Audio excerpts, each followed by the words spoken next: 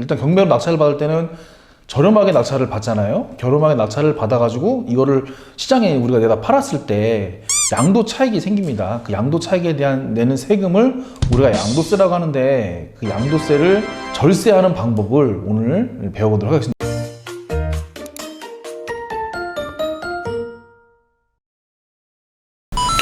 안녕하세요, 로반TV 시청자 여러분, 부동산 경매하는 남자 로반카이저입니다. 자, 오늘은 저번 시간에 이어서 절세 기술 두 번째 시간을 가져볼게요. 저번 시간 절세 기술에서 우리가 1가구 2주택을 배웠습니다.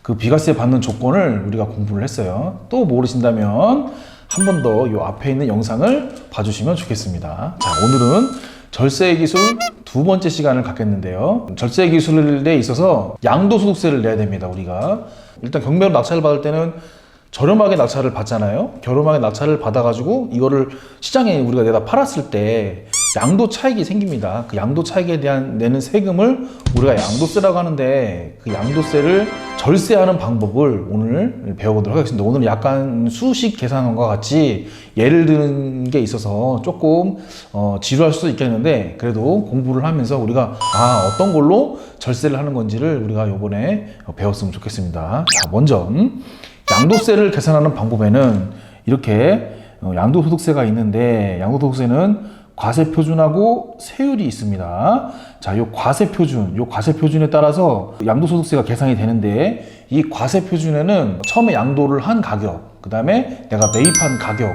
이 차이에 대한 나오는 금액이 있어요.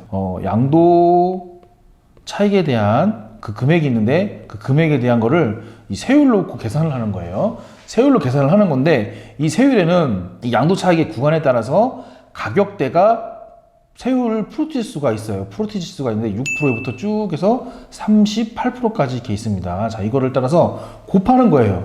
곱하면 이 양도 소득세가 나오는 거죠. 요거를 우리가 나라에 세금을 내는 겁니다. 자, 그러면 그 양도소득세를 내는 데 있어서 어떻게 양도소득세를 절세하느냐, 이게 중요한 건데, 그 양도소득세 절세하는 데는 바로 필요경비라는 게 있어요. 그 필요경비에서 금액을 우리가 많이 줄이는 건데, 그 필요경비가 뭐냐면은 이 부동산을 사는 데 있어서 들어가는 소요되는 경비예요. 경비. 그러니까 들어가는 제반 비용들, 그런 비용들을 얘기하는 건데, 그 비용이 많이 들어가면 들어갈수록 당연히 양도세가 적게 나오겠죠. 오늘은 그거를 배워보겠습니다. 자, 그 전에 우리가 과세표준에 대한 세율이 있는데, 이 세율부터 한번 볼게요. 아까 6%에서 38%라고 그랬는데, 그 6%에서 38%에 대한 세율을 우리가 쭉 볼고 넘어가겠습니다. 자, 6%, 15%, 24%, 35%, 38%까지 이렇게 세율이 있어요. 이 세율이 있는데, 세율이 이렇게 과세표준, 아까 계산한 과세표준이 있죠?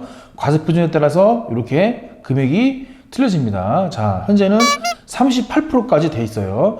1200만 원까지는 6%고, 내가 과세표준이 3000만 원이 나왔다면 15%를 내는 거예요. 그러니까 3000만 원 곱하기 15%를 하면 그게 양도세가 되는 겁니다.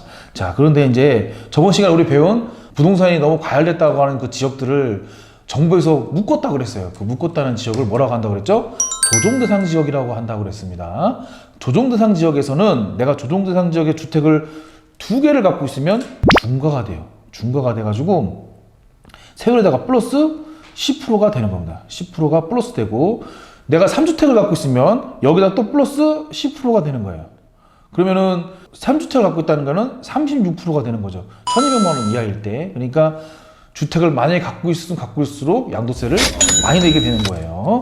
그러려면 아까 말한 대로 이 필요경비가 중요한 거예요. 자, 이 필요경비를 우리가 금액을 줄여야 되는 겁니다. 자, 필요경비는 어디서 나오느냐? 첫 번째, 양도가액이라는 게 있어요. 자, 제가 판 가격입니다. 양도가액이라는 거는 제가 부동산에서 매수자가 붙었을 때 매도한 가격을 양도가액이라고 하고요.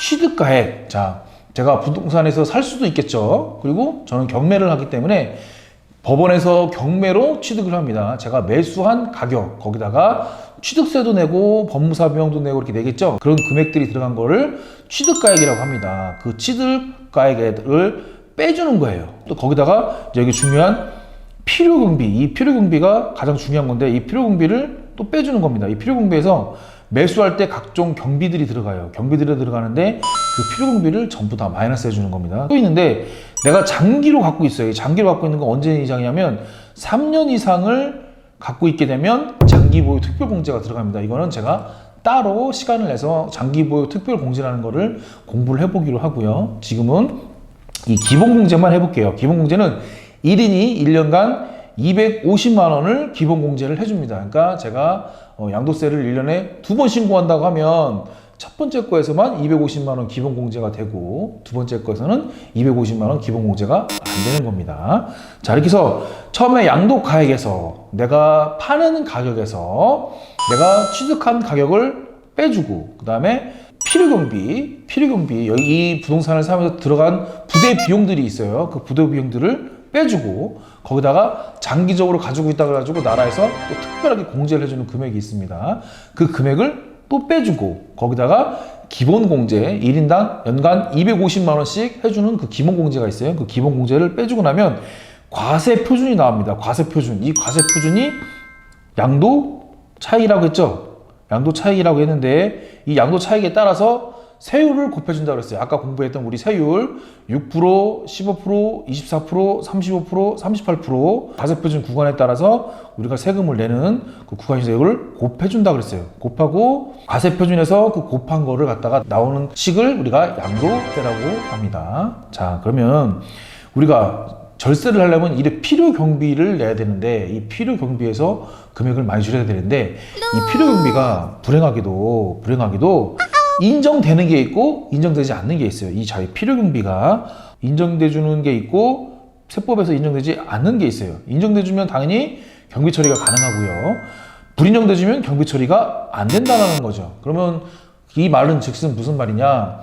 전부 다 인정되는 게 아니고 법에서 인정해주는 종목이 있다는 얘기인 거죠. 그 종목이 필요경비에서 인정이 돼주겠다 이 얘기입니다. 자, 그러면 법에서 인정해주는 게 당연히 있겠고 법에서 인정해주지 않는 게 당연히 있겠죠. 그러면 인정해주는 것과 인정해주지 않는 것을 한번 보겠습니다. 자, 경비 처리가 가능한 법에서 인정해주는 필요경비는 뭐가 있냐면 자, 왼쪽에 보시면 양도세에서 필요경비가 인정해주는 항목이 이렇게 있고요. 오른쪽에는 양도세에서 필요경비가 인정되지 않는 항목이 이렇게 있습니다. 자, 그 중에 제일 많이 쓰는 것만 제가 표를 동그라미를 쳐보겠습니다. 먼저 필요경비로 인정돼준 항목이 취등록세가 있어요. 취등록세 사면서 우리가 나라에다가 세금을 내죠. 취등록세라 가지고 주택은 1%에서 많게는 12%까지 냅니다. 자, 그 다음에 우리가 사면서 법무사한테 대행을 시키잖아요. 법무사 수수료를 냅니다. 그 다음에 살 때, 팔 때 중개 수수료가 있다면 그 중개 수수료도 인정이 돼주는 거예요. 그 다음에 우리가 인테리어를 하잖아요. 인테리어를 하면 다 인정되는 게 아니에요. 여기 옆에 보면요. 인정되지 않는 항목 중에 벽지장판, 도색작업, 조명기구, 구입비용 이런 거 있는데 도색한 거, 그러니까 페인트 칠한 거 이런 것들은 다 뭐냐면 내 집에 보기 좋은 거잖아요. 나한테 보기 좋은 거지 다른 사람들도 인정할 만큼 좋은 건 아닌 거기 때문에 이런 건 인정이 안 되는 거예요. 한 번 더 설명을 드릴 거예요. 자, 하여튼 인테리어의 효과에서는 샤시하고 발코니 확장 공사만 인정이 되는 거예요. 다른 건 인정이 안 되는 겁니다.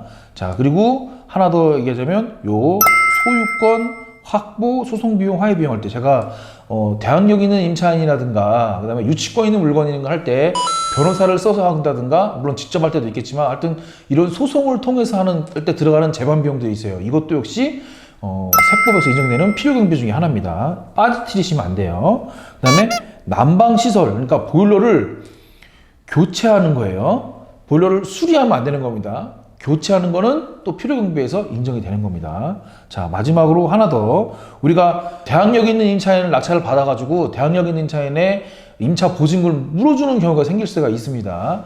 그 물어주는 임대차 보증금 역시 또한 필요경비에서 인정이 되는 겁니다. 자, 그 외의 것들은 자, 우리가 인테리어를 했는데 싱크대도 바꾸고 뭐 바닥도 바꾸고 뭐 다 바꾸잖아요. 욕실도 교체하고 이런 것들은 인정이 안 돼요.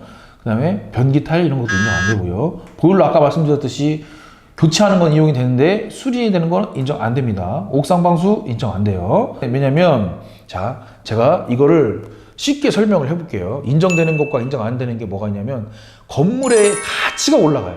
내가 이만큼 돈을 들이면서 건물의 가치가 올라가는 거는 필요경비에서 인정이 되지만 건물의 가치가 올라가지 않는 것, 즉 유익비라고 합니다. 나한테 좋은 거. 그러니까 벽지를 했는데 빨간색은 내가 좋아하는 거지. 예를 들어서 핑크색도 내가 좋아하는 거지.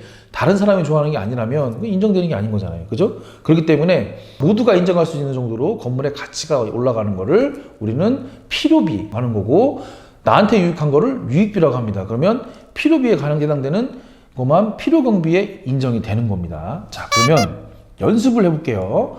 제가 지금 설명한 거에 대한 걸 이해를 했느냐 했는지를 연습을 한번 해보겠습니다. 자, 취득세 필요경비에 인정되죠? 그 다음에 중개수수료, 취득할 때든 매도할 때든 필요든 들어간 중개수수료 125만 원 인정됩니다.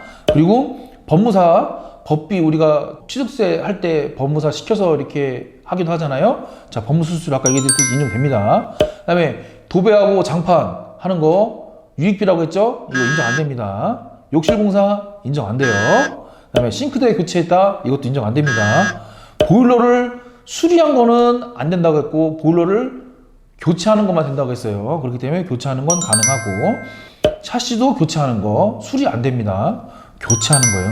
대부분 이 두 개를 많이들 하죠. 여기에 샤시와 확장공사라고 그래가지고 많이들 인테리어에서 필요경비에서 제외를 합니다. 자, 그러면은 여기 250만 원, 125만 원, 30만 원, 70만 원, 700만 원을 이 합친 금액이 1,175만 원이 되는 거죠. 이 1,175만 원은 양도세 낼 때 필요경비에서 공제가 되는 겁니다. 자, 그러면 우리가 이 1,175만 원을 가지고 양도세를 한번 연습으로 계산해 보겠습니다. 자, 예를 들어서 취득가액이 3억 원, 내가 샀을 때 가격이 3억 원이라는 얘기예요. 그 다음에 내가 팔았어.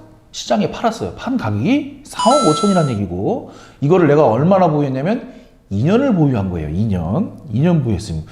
1년 미만으로 보유하면 양도세는 지금 현재 40%입니다. 1년 미만 40%입니다.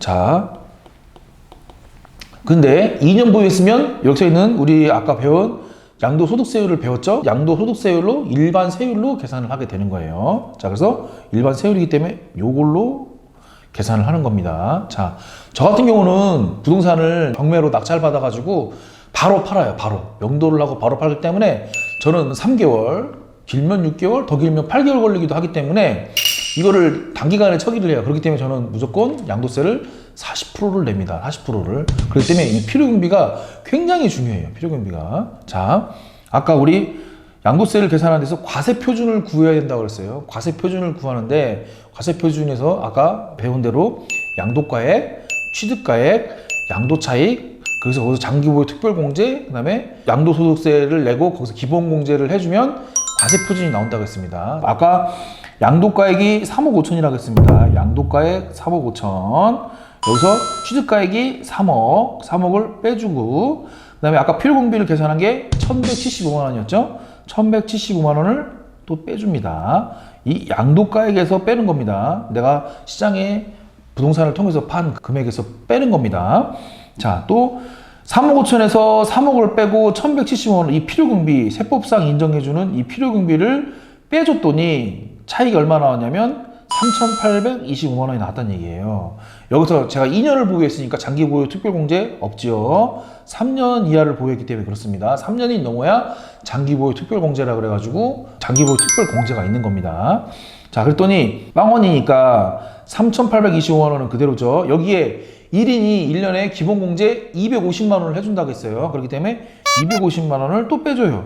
빼주면 3,825만 원에서 250만 원을 마이너스 했더니 과세 표준이 얼마 나왔냐면 3,575만 원이 나왔습니다. 이게 과세 표준입니다. 자, 과세 표준에는 이제 아까 양도세는 과세 표준에다가 곱하기 세율이라고 했어요. 자, 세율을 볼게요.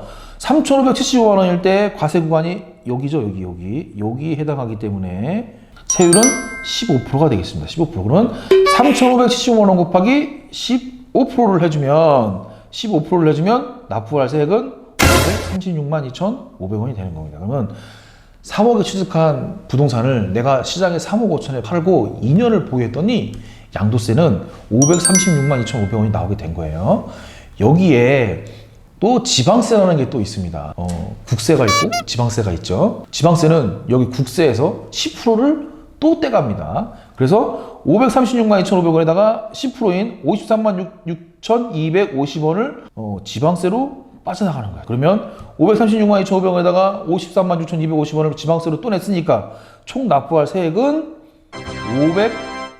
589만 8,750원이 이 집에 대한 양도세가 되겠습니다. 자, 다시 한번 3억에 산 집을 3억 5천에 팔고 제가 2년만 보유하면 양도세는 얼마를 내게 되냐면 589만 8,750원을 내게 되는 겁니다. 자, 이 필요경비가 얼마나 중요한지를 아시겠죠? 자, 이 필요경비를 하나도 못 받았어. 1,175만 원을 하나도 못 받았으면 이 589만 8,750원에서 1,100만 원이 올라가니까 어떻게 되겠어요? 여기서 1,175만 원을 못 받았다고 하면 1,175만 원을 그대로 더해버리면 이게 어떻게 되면 1,600만 원 돈이 되겠죠?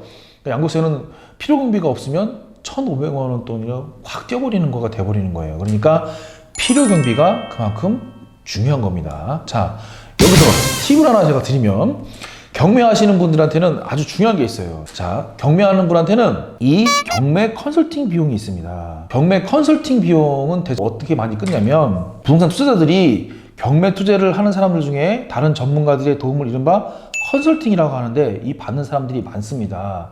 이게 받는 사람들한테 컨설팅 비용을, 왜냐면 컨설팅 한 사람도 나라에 세금을 내야 되기 때문에 매출이 발생했잖아요. 그래서 컨설팅 비용을 반영해 주게 돼 있는데, 자, 컨설팅 비용도 필요경비에서 인정됩니다. 그러니까 경매 컨설팅 비용입니다. 일반 컨설팅 비용이 아니에요. 경매로 취득한 거에 대한 컨설팅 비용만 인정이 된다는 거죠. 여기에 조심 2012서 1753 2012.10.16 이때에 판결문에 부동산 경매 컨설팅 비용은 자산을 취득하기 위해 지출한 부대 비용에 해당한다고 보는 것이다 라고 써 있습니다. 이렇게 판례에 있기 때문에 부동산 경매 컨설팅 비용도 필요경비에서 인정이 되는 겁니다. 자, 그때 이 컨설팅 수수료를 증빙을 해야 돼요. 증빙을 해야 되는데 이제 증빙해야 될 때 중요한 서류가 있어요. 첫 번째, 금융기록, 돈 당연히 내야 되죠. 통장에 찍혀야 됩니다. 그 다음에 컨설팅 업체가 체결하면은 컨설팅 계약서가 있어요. 계약서 있어야 되고요. 그 다음에 컨설팅 업체가 날인된 수수료 계산서라든가 영수증, 그 다음에 인감증명서, 여기다 플러스 세금 계산서까지 있어야 돼요. 세금 계산서까지 있으면 됩니다. 이렇게 서류를 프로 경비를 하기 위해서 부동산 경매 컨설팅 비용도 포함이 되는데 컨설팅 업체에다가 필요 서류를 돈 오고 가는 기록 만들어 놔셔야 되고요. 그 다음에 컨설팅 계약서, 그 다음에 수수료, 당연히 낸 영수증, 또는 세금 계산서, 그 다음에 인감증명서랑 같이 첨부해서 가지고 계시면 되겠습니다. 이렇게 되면 필요경비에서 경매 컨설팅 비용도 인정이 된다고 보시면 되겠습니다.